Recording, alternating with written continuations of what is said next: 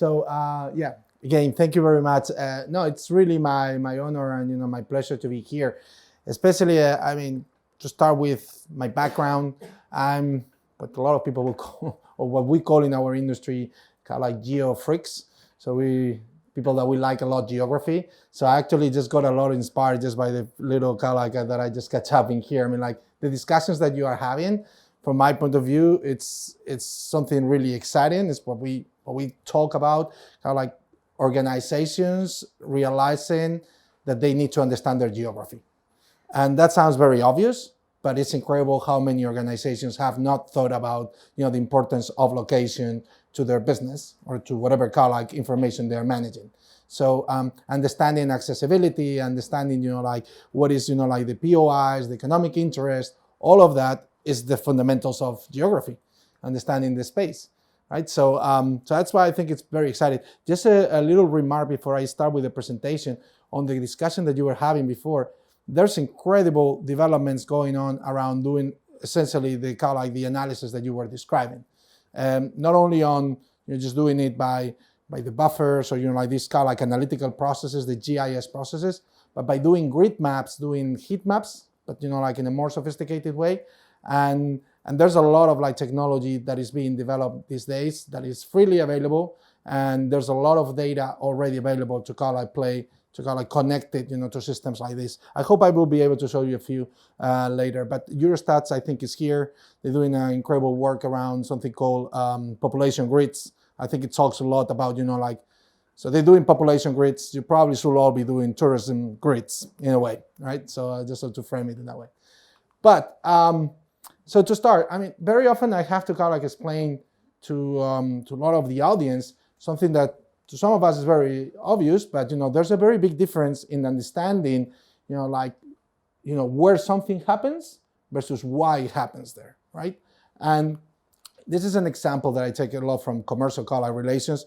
A lot of companies know already where their customers are. They put it in a map, and probably they're using Tableau. They're using some BI tool already to tell you and represent geographically your information. But that doesn't tell you, why those customers are there. That doesn't tell you, doesn't help you to figure out where you're missing customers and why it's happening there. If you need to understand the why, then you have to get into the area of spatial analytics and more in concrete, spatial modeling, which is in a way, what you've been describing in the previous presentations, just so to frame it. So BI, if all you need is to make maps, BI tools are really good now for the job. If what you need is to understand why things are happening somewhere, you're gonna have to get into analytics, and that's an entire area of location intelligence, we call it. So this is what we are. This is the part where I'm going to try to show you a little bit about our product, and then I promise we get out. But like when it comes to kind of like doing this type of models, normally you're going to need like a platform that not only helps you to do this analysis as we were showing, but it's going to help you to make the portals, the websites to communicate. It's also going to need you to make your reports. All those sort of things is what our platform CARTO does. So location intelligence for that. Location intelligence platform for that. So it's basically three main products. One for developers, CARTO engine, set of APIs, allows you to develop applications, but it has like a map on the center. CARTO Builder, think about like making your own dashboards and your own maps, with analysis associated with it. So kind of like target for an Excel user. And finally, CARTO Frames, which is a library for data scientists. So if you're into Python and programming and analytics, any on your teams, this is the tools that you would likely like to use. And finally, all of this, as you've seen, nothing on geography, nothing in location, live on its own. And most analysis is all about finding data. So whereas, those POIs, those accessibilities, that's actually quite complex. That takes a lot of time to gather all that data, clean up and put it in the same place. So we actually created something we call CARTO Data Observatory, similar to you guys, where with the goal of importing and making available a lot of open data, publicly free available data, and also commercial data. So when you're going to do this analysis, you don't have to go through a lot of iterations just to get started. It's already there. All right. Okay, so just a little bit who we are. We're a startup, started here in Madrid, now also in many other countries. We have around 1,200 customers, and we are around 150 people. Someone wants to take a picture, please go ahead. Happy. That's actually, okay. Oh, okay. Now I'm really gonna wait. Okay. Very good. All right. So a typical Kala use case that you can find, which I hope it will relate to others here, and then we will go more to tourism. But you are an utility, and you're looking to sell solar panels. Where should you go? Which are the customers that you should go and try to sell them? Obviously, you don't start in buildings because you're not going to put solar panels, like in your flat. So you go to other areas, you go to the suburban areas. And now, what are the demographics? Is there a rebates program? All those sort of things tells you, where is the likelihood of someone to buy a solar panel. But it's not only that. Customers behave like we say, like viral, like many other things. So if your neighbors are installing solar panels, the likelihood that you install solar panels increases. So essentially, the effects of your neighbors changes the likelihood of you doing something.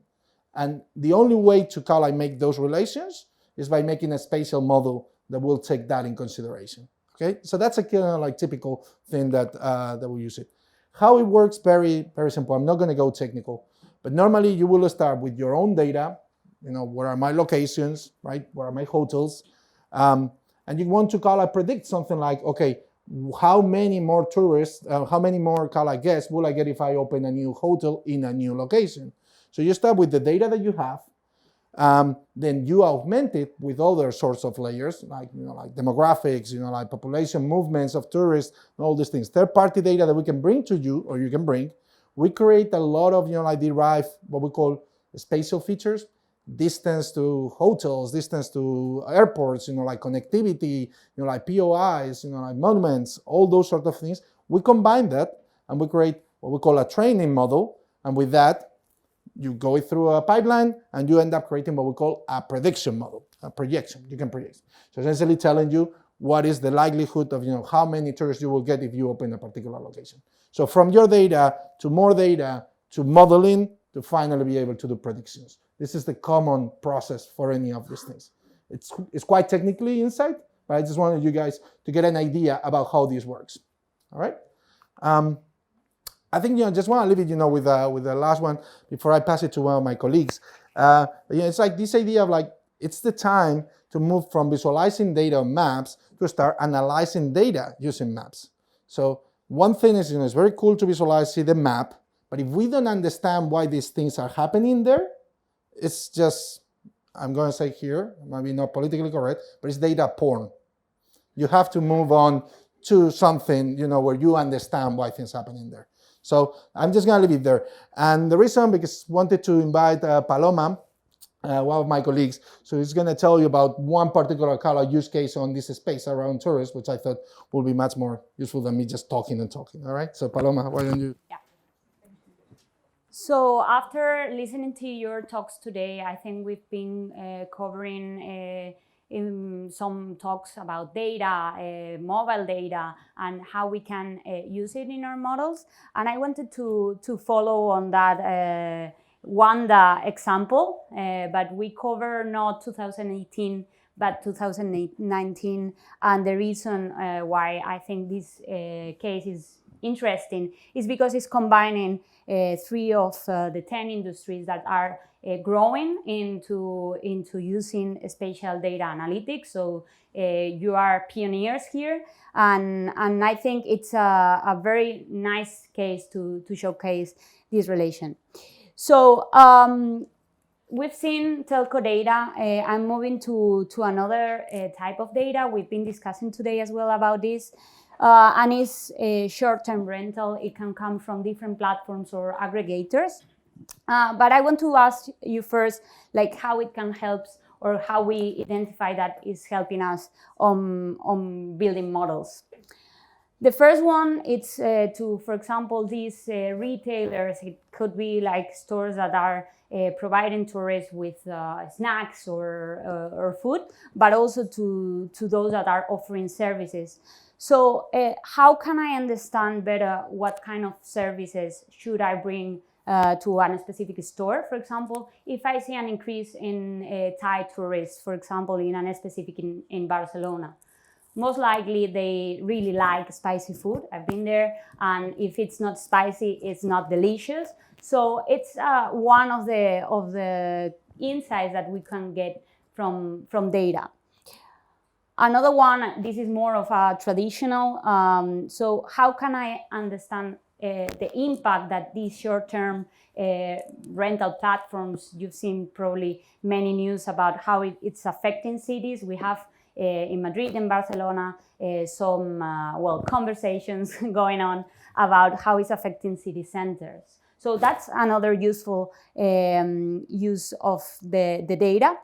But also to understand, for example, how the transportation or services that the different cities are offering, as for example, in the case with Navarra and San Fermines, we've seen. But I want to just focus again and really make sure that this idea is clear. We have many different sources of data, and it's now accessible. It's always on. It's up-to-date sources about telco, or for example, we were mentioning before transactional data. We know to understand what is telling us for solving our questions and why things are happening. So I don't know if you are football fans. This is gonna be quick. Don't worry, we can leave soon.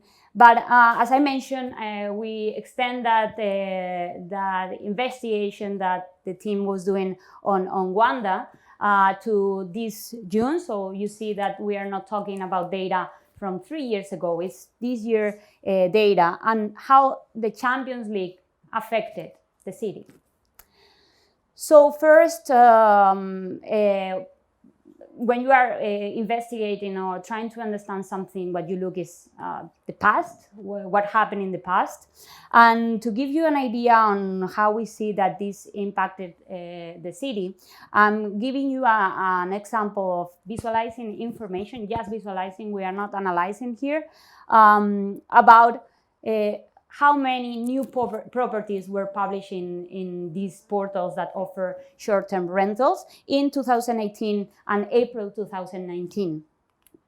And you will see now what happened in June. So we have a massive explosion of people publishing their properties or their apartments in the date where the Champions League final took place. So it's increasing by 4 the number of listings that were added in similar months. So it also changed where. So basically we are used in the city center to have many Airbnbs and this kind of offerings. But what we've seen in this case is that the offer in this portal was spreading in the city. So if you see in the center, we still have, of course, the center of Madrid with a lot, but we've seen that around the airport, the stadium, the number of listings was increasing. So we have a bigger concentration. So we may ask why. It seems obvious, no? It's near to the station, but we need to understand more about that. So, as I mentioned, there were more listings in that month in the area. So we were not seeing increase in the center. Sometimes where we see this kind of sports, we are afraid on how will impact the city. The city itself, the center, stayed the same. What it changed are areas that sometimes are not or don't have that offering usually. So we need to understand how it will impact that area. We can see more details about zip codes. We normally want to see different ways and granularities to understand the data, because otherwise the points are sometimes confusing for the eye. So the area where more listings were published were around the stadium. I don't know if you've seen it from the taxi or you've been there, but it's an area that it's residential and not many things going on there. So what we've seen is that not only near the stadium, but on a walking distance. So what does it mean? It's the people that were considering to use this kind of alternative host were not looking for transportation. So they were trying to get to the station by walk. This could be because they anticipate that the transport will be difficult. By taxi, they will find retention. So basically, they will end up by arriving late. So it's very important that we are talking about a very small area in the city. So that's a 5 minutes walk that you are seeing there. It's not even taken into the what we call Madrid. So this is very interesting because the impact that we thought that this event could have in the city maybe is not longer that way. So when we start to explore the data, basically we see a very interesting thing is that they were not entire homes, they were basically private rooms. That can give you an idea of what kind of users were publishing these properties, and also that maybe those users are not ready to maybe host a tourist. So the experience of that tourist could be not as good as staying in other or more professional stays. What we've seen is that the listings were only from users that only have one. So it's not that professional networks realized that this was a good opportunity. It was more on, well, personal or families that realize that maybe they have a business opportunity here. That means that maybe it won't have an impact on the sector itself, it will have on particular individuals. So another new on that time was the price. I don't know if you remember or you were in Madrid. They were talking that the average price for a room was 2,000 euros per night. So they were all, everybody was impressed. Like, I regret not doing so to earn like 2,000 euros per night. But at the end of the day, when you're seeing the data, you realize that that was not true. And it's very interesting to understand that only in the areas where non-professionals were established, that price increased a lot. Why? And what happened next? That after the semifinals, and when maybe some fans realized that their team was not playing, the price dramatically decreased, and that means that it end up at the same price that normally the listings are. So it's also a fun fact to realize that not all that we see in news is true when you are checking the data. And what it was more interesting is that the fans that attend basically they book a room in the area of like the city center where the higher prices. So that's where basically all the services and visiting places are, well, hospitality and so. It was a higher price. However, we see that those were not really the ones enjoying those massive, or that moment where massive amount of tourists arrive to the city. What we see, it's at the end in this case, is how the data can help us understand like what happened. So basically, in this case, probably people were only here for a night. They were they wanted just to go by walk to the stadium and return back to the countries. They were looking for something cheap.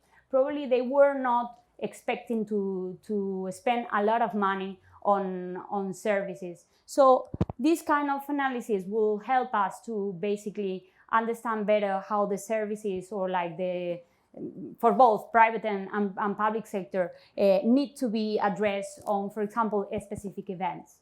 So this is, well, I hope it helped to understand a little bit on what we are doing, and I'm very happy to answer any questions if you have.